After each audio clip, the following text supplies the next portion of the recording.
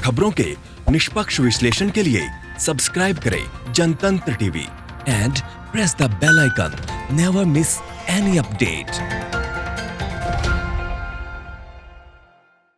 नमस्कार, जनतंत्र टीवी देख रहे हैं आप। आपके साथ में हूं अंशु पवार। रुक करेंगे इस वक्त की बड़ी खबर का। आपको बता दें कि पूर्व प्रधानमंत्री मनमोहन सिंह का बयान सामने आया है। हम इतिहास के बेहद नाजुक मोड़ पर खड़े हैं। पीएम अपने शब्दों को लेकर सावधान रहें, ऐसा पूर्व प्रधानमंत्री मनमोहन सिंह का कहना है। भ्रामक प्रचार मजबूत नेतृत्व का विकल्प नहीं है। एकजुट होकर चीन को जवाब देने की जरूरत है। सरकार चुनौतियों का सामना करे, पूरा देश प्रधानमंत्री मोदी के साथ खड़ा है, ऐसा पूर्व प्रधानमंत्री डॉक्टर मनमोहन सिंह का कहना है। पूर्व प्रधानमंत्री डॉक्टर मनमोहन सिंह ने मोदी सरकार से चीन को जवाब देने की अपील भी की है। आपको बता दें कि लद्दाख सीमा विवाद में शहीद हुए जवानों को श्रद्धांजलि देते हुए पूर्व प्रधानमंत्री मनमोहन सिंह ने कहा है कि जवानों का बलिदान व्यर्थ नहीं जाना चाहिए। यही समय है जब पूरे राष्ट्र को एकजुट होना है और संगठित होकर इस दुस्साहस का जवाब देने की जरूरत है। पूर्व प्रधानमंत्री मनमोहन सिंह ने यह भी कहा कि आज हम इतिहास के बेहद नाजुक मोड़ पर खड़े हैं। हमारी सरकार के निर्णय और सरकार के कदम ये तय करेंगी कि भविष्य की पीढ़ियां हमारा आकलन कैसे करें। जो देश का नेतृत्व कर रहे हैं उनके कंधों पर कर्तव्य का गहन दायित्व है। हमारे प्रजातंत्र में ये दायित्व प्रधानमंत्री का है।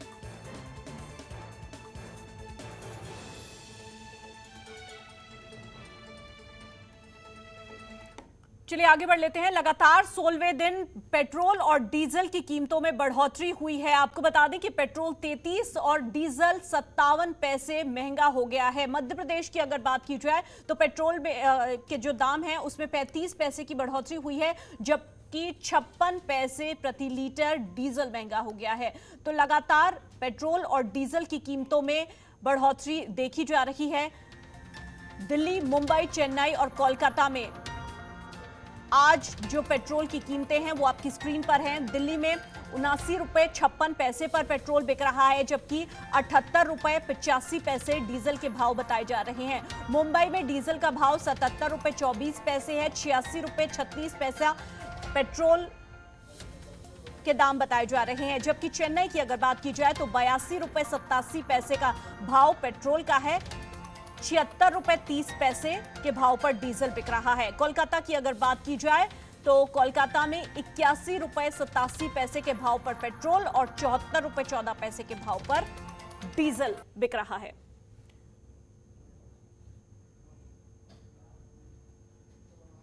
चलिए आगे बढ़ लेते हैं। एक बड़ी खबर आ रही है भोपाल से। आपको बता दें मुख्यमंत्री शिवराज सिंह चौहान ने बिजली उपभोक्ताओं के साथ उनकी बैठक है। मुख्यमंत्री शिवराज सिंह चौहान वीडियो कॉन्फ्रेंसिंग के जरिए इनसे बातचीत करेंगे। शाम 4:30 बजे कोरोना को लेकर भी समीक्षा बैठक आज मुख्यमंत्री करेंगे। शाम को 6 बजे प्रदेश के स्कूल संचालकों से भी बातचीत की जाएगी। तो इस वक्त की बड़ी खबर आपको बता रहे हैं। आज भोपाल से ये बड़ी खबर आई है। मुख्यमंत्री शिवराज सिंह चौहान बिजली उपभोक्ताओं के साथ बैठक करेंगे।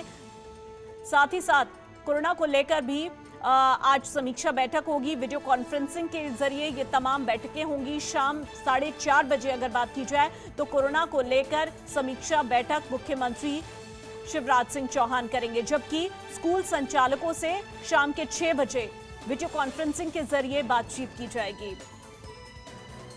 प्रशांत हमारे संवाददाता ज्यादा जानकारी के साथ हमारे साथ जुड़ गए हैं, उनसे बातचीत कर लेते हैं। प्रशांत, क्या कुछ जानकारी है? आज 3 अलग-अलग बैठकें हैं मुख्यमंत्री की।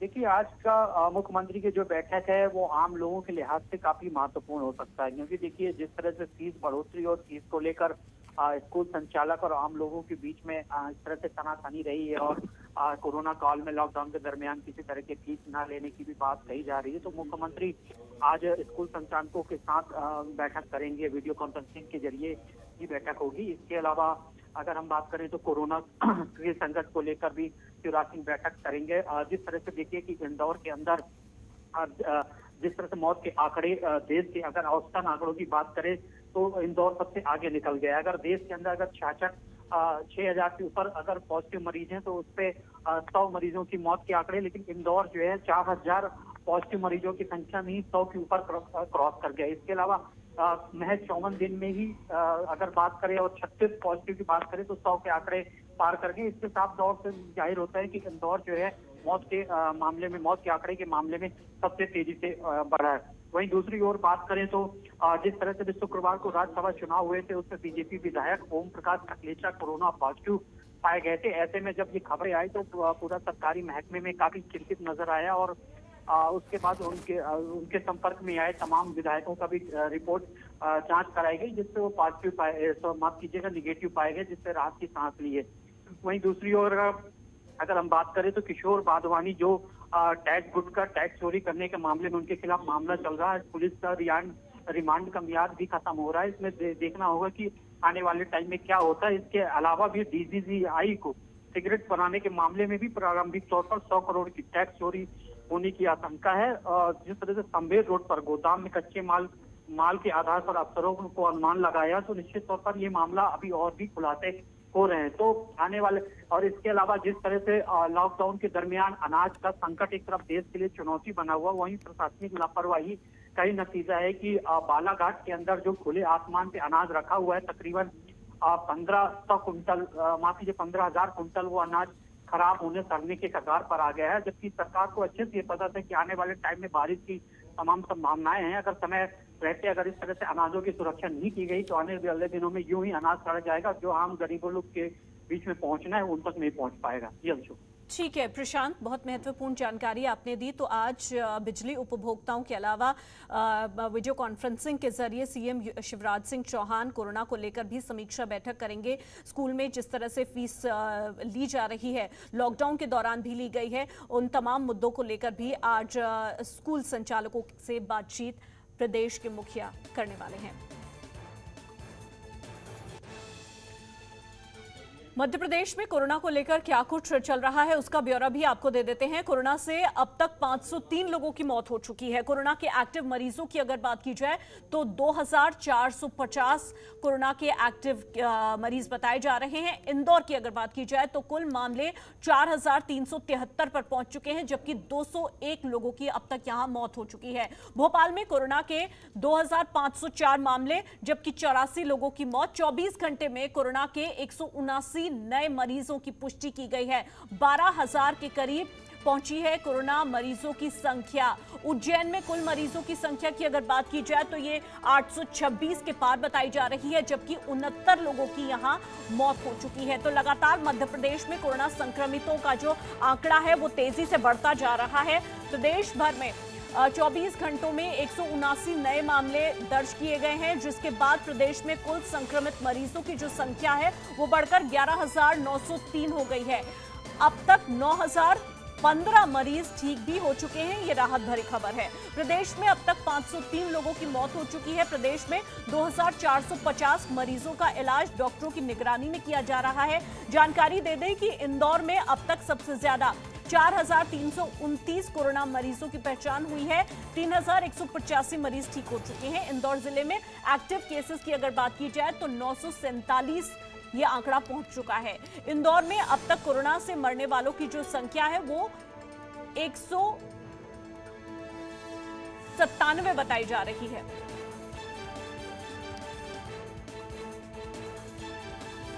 प्रशांत, हमारे संवाददाता लगातार हमारे साथ जुड़े हुए, उनसे बातचीत कर लेते हैं। प्रशांत, जिस तरह से कोरोना का ग्राफ बढ़ता जा रहा है, वहीं जो कोरोना से मौत का आंकड़ा है वो भी लगातार बढ़ रहा है, लेकिन आधिकारिक आंकड़ों की अगर बात की जाए तो सरकारी आंकड़े अगर देखें तो अब तक वेबसाइट पर सिर्फ और सिर्फ 83 की ही संख्या सरकारी आंकड़ों में बताई जा रही है। क्या सरकार आंकड़े छुपा रही है? क्या है इसके पीछे की जानकारी?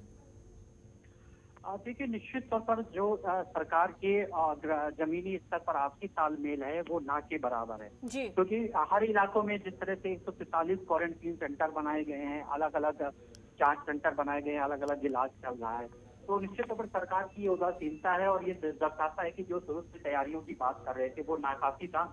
और कम से कम जिसमें, जबकि ऐसा नहीं है कि शुरू से ही यहाँ के स्वास्थ्य मंत्री इस बात को लेकर जोर देते रहे हैं कि आने वाले दिनों में ये कोरोना जो है पॉजिटिव मरीजों की संख्या और बढ़ेगी। जब सरकार को इस बात का अंदेशा था तो फिर क्यों नहीं व्यवस्था उन्होंने तो दुरुस्त करी? क्यों नहीं ग्रामीण इलाकों में कोई ऐसी व्यवस्था करी कि जिससे अगर वहाँ पे मजदूर पहुंचता है तो ये चीजें पता होनी चाहिए सरकार के डाटा में कि कितने मजदूर हैं। बीजेपी अक्सर इस बात को आरोप लगाती रही है कि जब 3.5 लाख यहाँ से मजदूर बाहर गए हैं, तो अगर उनकी मजदूरों की संख्या आने की कम है तो फिर और मजदूर कहाँ गए। तो ये सरकारी दिखाता है कि सरकार का जो तालमेल है वो कहीं ना के बराबर, जिसकी वजह से स्थितियां और विकट हो रही है। छत्तीसगढ़ में तो टेस्टिंग की बात करें तो टेस्टिंग भी ना के बराबर है, रिपोर्टें आने में 24 घंटे लग जा रहे हैं। तो कुल मिला की अव्यवस्थाओं का आलम है, जिसकी वजह से सरकार के नियंत्रण से कोरोना काफी बाहर होता जा रहा है। अभी हाल ही के दिनों में सीएम हाउस के अंदर भी एक पॉजिटिव एक जवान, सुरक्षा में तैनात जवान पॉजिटिव पाया गया है। तो कुल मिला के सीएम हाउस तक भी दस्तक दे दी है, और ग्रामीण इलाकों के अंदर जो मजदूर हैं वो सबसे अधिक दिक्कत हो रही, क्योंकि ऐसे इलाके में मजदूर कोरोना पॉजिटिव पाए जा रहे हैं जो नक्सल प्रभावित इलाका है, जो मूलभूत सुविधाओं से आज भी मुख्यालय से कटे हुए हैं, जहाँ पे आने का साधन नहीं है, कोई स्वास्थ्य व्यवस्था में नहीं है। तो आखिर उन मजदूरों का जो इलाज है या उनकी टेस्टिंग है, जहाँ से सरकार के पास इस बात का कोई जवाब नहीं है। सिर्फ सरकार के दावे हैं कि हम व्यवस्था अच्छी कर रहे हैं, क्योंकि सरकार का अपना पीआर होता है। तो अगर सरकार की महकमे में ऐसे ही दोनों के बीच में सोशल डिस्टेंसिंग बनी रही काम को लेकर, तो आने वाले दिनों में स्थितियां और भी भयानक होगी। ठीक है प्रशांत, बहुत शुक्रिया, आपने ये बहुत महत्वपूर्ण जानकारी दी। तो इंदौर में मौतों का जो आंकड़ा है वो 200 के पार चला गया है, जबकि भोपाल की अगर बात की जाए तो 88 मौत के आंकड़े बताए जा रहे हैं, लेकिन सरकारी रिकॉर्ड्स के मुताबिक सिर्फ 83 लोगों की ही मौत हुई है। बहरहाल एक छोटा सा ब्रेक, लेकिन कुछ और खबरें भी हैं, दिखाएंगे ब्रेक के बाद। चीन के साथ लद्दाख बॉर्डर पर रहे तनाव के बीच राहुल गांधी और कांग्रेस लगातार केंद्र की मोदी सरकार के खिलाफ हमलावर है। राहुल गांधी ने एक ट्विटर के जरिए प्रधानमंत्री मोदी पर चीन के सामने आत्मसमर्पण करने का आरोप लगाया है। ट्वीट पर मध्य प्रदेश के मुख्यमंत्री शिवराज सिंह चौहान ने तीखी प्रतिक्रिया दी है। मुख्यमंत्री शिवराज सिंह चौहान ने राहुल गांधी और कांग्रेस पर पलटवार किया, जिसमें उन्होंने कहा कि मैं पिछले कई दिनों से देख रहा हूं कि कांग्रेस की तरफ से खासकर कि राहुल गांधी पीएम मोदी के खिलाफ एक सोचा समझा अभियान सा चला रहे हैं, एक ऐसा अभियान जिसकी जड़ें सिर्फ झूठ से निकली हुई हैं। इसके अलावा शिवराज ने यह भी कहा कि राहुल गांधी झूठ भी बड़ी सफाई से बोलते हैं।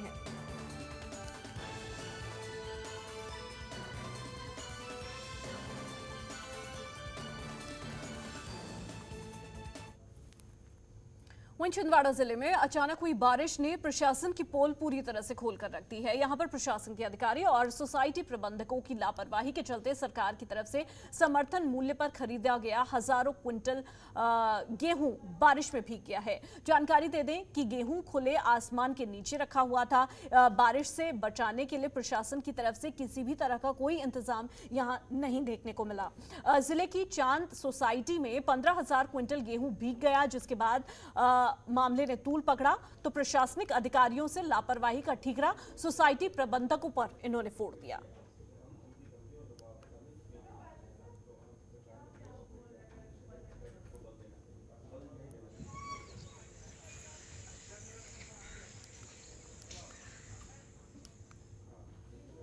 वहीं छत्तीसगढ़ के मुख्यमंत्री भूपेश बघेल ने पीएम मोदी को पत्र लिखकर हाल ही में पीएम की शुरू की गई गरीब कल्याण रोजगार अभियान में राज्य के सभी जिलों को तत्काल शामिल करने की मांग की है। मुख्यमंत्री भूपेश बघेल के जरिए लिखे गए पत्र में यह भी कहा गया कि गरीब कल्याण रोजगार अभियान में छत्तीसगढ़ के सभी जिलों को शामिल करने से राज्य के प्रवासी श्रमिकों को उनकी रुचि और कौशल के हिसाब से रोजगार और स्वरोजगार का अवसर मिलेगा। मुख्यमंत्री ने पत्र में आगे लिखा कि कोरोना वायरस के परिणाम स्वरूप पूरा देश प्रभावित है। इस भयंकर महामारी त्रासदी के चलते रोज कमाने और खाने वाले प्रवासी मजदूर सबसे ज्यादा प्रभावित हैं। इनके लिए रोजगार के अवसर देने केंद्र सरकार का सहयोग बेहद जरूरी है। मुख्यमंत्री भूपेश बघेल ने पत्र में यह भी लिखा कि मौजूदा वक्त में दूसरे राज्यों से प्रवासी मजदूरों को प्रदेश में लौटना पड़ा। राज्य में अब तक करीब 5 लाख प्रवासी मजदूर वापस आ चुके हैं। अभी भी मजदूरों के आने का सिलसिला जारी है। जानकारी दे दें कि केंद्र सरकार के जरिए प्रवासी कामगारों को रोजगार देने के लिए 20 जून को देश के 6 राज्यों के 116 जिलों में गरीब कल्याण रोजगार अभियान का शुभारंभ किया गया, जिसमें बिहार, उत्तर प्रदेश, मध्य प्रदेश के अलावा झारखंड, राजस्थान भी शामिल था, लेकिन छत्तीसगढ़ को छोड़ दिया गया, जिसको शामिल करने की मुख्यमंत्री ने मांग की है।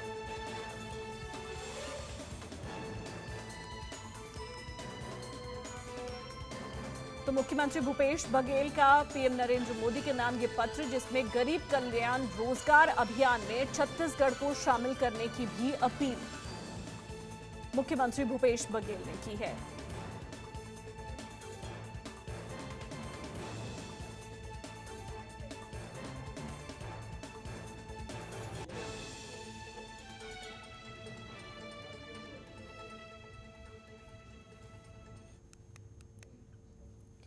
वहीं छत्तीसगढ़ बोर्ड के क्लास 10वीं और 12वीं के रिजल्ट को लेकर काफी समय से चली आ रही अटकलों पर आज विराम लग जाएगा। प्रदेश में आज रिजल्ट डिक्लेयर होने की तारीख घोषित कर दी जाएगी। इसी के साथ साफ हो जाएगा कि छत्तीसगढ़ बोर्ड का रिजल्ट कब तक आएगा।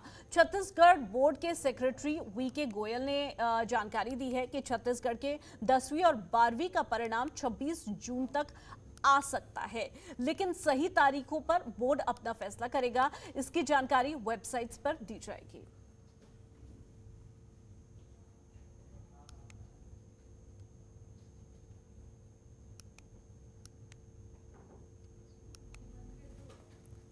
वहीं छत्तीसगढ़ के पेंड्रा जनपद में प्रधानमंत्री आवास वितरण में हुए घपले की बात सामने आई है। इस मामले में कई जिम्मेदार अधिकारियों पर घपले का आरोप लगा है। जानकारी के मुताबिक जिम्मेदार अधिकारियों पर 2 आवास देने की बात कहकर पैसे गबन करने का आरोप लगा है। जानकारी दे दें कि पीड़ितों के पास खुद की जमीन नहीं थी, जिसका फायदा उठाकर इलाके के जमींदारों ने पहले तो उन्हें प्रधानमंत्री आवास देने का वादा किया, उनसे फर्जी तरीके से मोटी रकम वसूली गई। जब इस बात का पता पीड़ितों को चला तो उन्होंने इसकी शिकायत थाने में की, जिसके बाद पुलिस ने मामले की जांच कर रहे अधिकारियों पर कार्रवाई करने की बात कही। पीड़ितों का कहना है कि अधिकारी घर के बाहर से ही घर का फोटो खींचकर ले गए थे, लेकिन इसकी जानकारी पीड़ितों को नहीं थी। जानकारी यह भी मिल रही है कि प्रधानमंत्री आवास योजना के तहत तय की गई गाइडलाइंस में यह प्रावधान है कि जिन लोगों के पास घर बनाने के लिए जमीन नहीं है, उसे पंचायत की तरफ से सरकारी जमीन आवंटित की जाती है। पता नहीं कहाँ गया है, कौन निकाला है, कौन खाया है, कौन पता नहीं, और न बताते हैं। है बरसात के मौसम में हमारा घर चुएगा तो हम कहाँ रहेंगे, बाल बच्चा लेके। तो कौन ये पता चल जाए साहब ना कि कौन अगला मनाई खाया है, कैसा करा है। अब आज घर हमारे घर भी होते हैं और भाई के घर में रहते हैं। हैं तो चोरी हो गया तुम्हारा आवास? हाँ, चोरी हो गया हमारा आवास घर। हाँ। कौन हुआ कर रहा है कौन नहीं साहब, हम नहीं जानते हैं। ग्राम पतगावा के द्वारा शिकायत आई है कि उसके नाम से, उसके पिताजी के नाम से प्रधानमंत्री आवास का चोरी होने का शिकायत किया गया है। इस पर जांच की जा रही है, प्राथमिक जांच स्तर पर होगी। वहीं जगदलपुर पुलिस ने अवैध रूप से गांजा तस्कर करने वाले 2 आरोपियों को गिरफ्तार किया है। बताया जा रहा है कि पुलिस को गांजा तस्करी के बारे में मुखबिर ने जानकारी दी थी, जिसके बाद पुलिस ने एक टीम बनाकर बड़ी कार्रवाई की। पुलिस का कहना है कि पिकअप गाड़ी में ये दोनों तस्कर उड़ीसा से गांजा लेकर जिले में घुसे थे, तभी इनको गिरफ्तार किया गया। पुलिस ने गाड़ी से करीब 2 क्विंटल अवैध गांजा बरामद किया है। पुलिस के मुताबिक बरामद गांजे की कीमत करीब 10 लाख रुपए आंकी जा रही है। फिलहाल पुलिस ने दोनों गांजा तस्करों के खिलाफ एनडीपीएस की धाराओं में केस दर्ज कर लिया है, जेल भेज दिया गया है।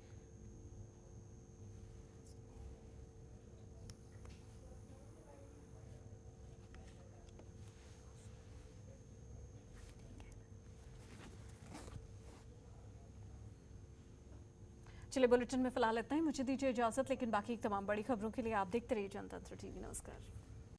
खबरों के निष्पक्ष विश्लेषण के लिए सब्सक्राइब करें Jantantra TV and press the bell icon. Never miss any update.